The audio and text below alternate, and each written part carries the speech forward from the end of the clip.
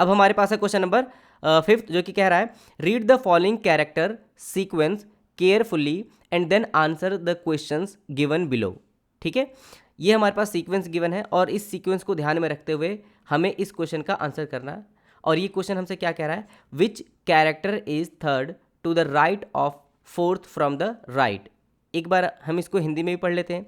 हिंदी में क्या कह रहा है, कौन सा वर्ण दाएं से चौथे के दाएं से तीसरा है। ठीक है, मैंने आपको दो तरीके बताया था, एक तो उन बच्चों के लिए जो इंग्लिश में पढ़कर इसको करेंगे और दूसरा जो इसको हिंदी में पढ़कर करेंगे। मैं यहाँ पर दोनों तरीके से सॉल्व करके यहाँ पर बताता हूँ आपको। ठीक है, सो सबसे पहले यहाँ पर हम इंग्लिश वाला तरीका लेंगे। इंग्लिश वाला तरीका क्या है कि हम राइट से लेफ्ट की तरफ जाते हैं और फिर हम इसको सॉल्व करते हैं। ठीक है, सो क्या कह रहा है हमारे पास, राइट से फोर्थ, राइट से फोर्थ, उसके बाद कह रहा है राइट से थर्ड, राइट से थर्ड। ठीक है, अब मैंने आपको बताया था कि जब सेम डायरेक्शन यानी कि सेम साइड हो तो हम क्या करते हैं, माइनस करते हैं। सो 4 में से 3 जाएगा तो क्या बचेगा, 1।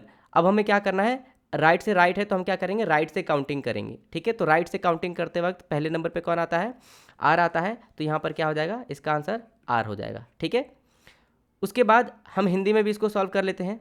ठीक है, हिंदी में इसको सॉल्व करते हैं। हिंदी में हमारे पास कैसे सॉल्व करेंगे, क्या कह रहा है कि कौन सा वर्ण दाएं से, दाएं के लिए हम क्या यूज़ करते हैं, हम डी, दाएं से चौथे, दाएं से चौथे। उसके बाद क्या कह रहा है, दाएं से तीसरा, दाएं से तीसरा। अब सेम डायरेक्शन हो गया, ठीक है, सेम साइड हो गया तो हम क्या करेंगे, माइनस, तो यहाँ पर 1।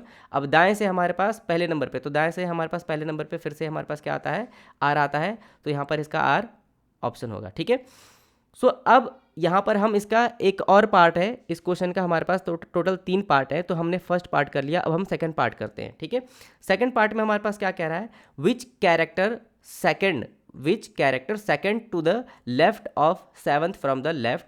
और हिंदी में क्या कह रहा है, कौन सा वर्ण बाएं से 7वें के बाएं से दूसरा है। ठीक है, वही हमारे पास एक बार इसको हम इंग्लिश में करेंगे सॉल्व, उसके बाद हम इस बार हिंदी में करेंगे।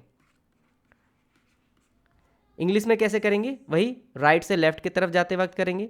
सो लेफ्ट से 7वां, लेफ्ट से 7वां, और लेफ्ट से सेकंड। ठीक है, अब यहाँ पे फिर से सेम साइड हो रहा है, सेम डायरेक्शन हो रहा है, तो हम क्या करेंगे, माइनस करेंगे, तो 7 में से 2 जाएगा तो क्या बचेगा, 5। और लेफ्ट से हमें काउंटिंग करनी है।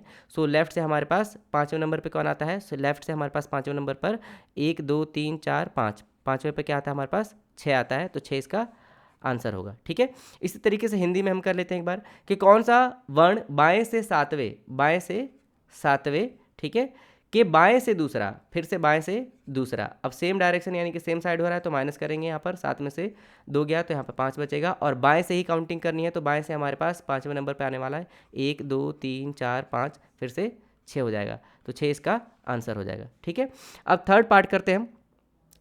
थर्ड पार्ट चलिए आपके लिए हमने होमवर्क रखा है, तो ये आप थर्ड पार्ट आप करके आंसर कीजिएगा कमेंट में। ठीक है, सो आज के लिए सिर्फ इतना ही, मिलते हैं किसी नेक्स्ट वीडियो में।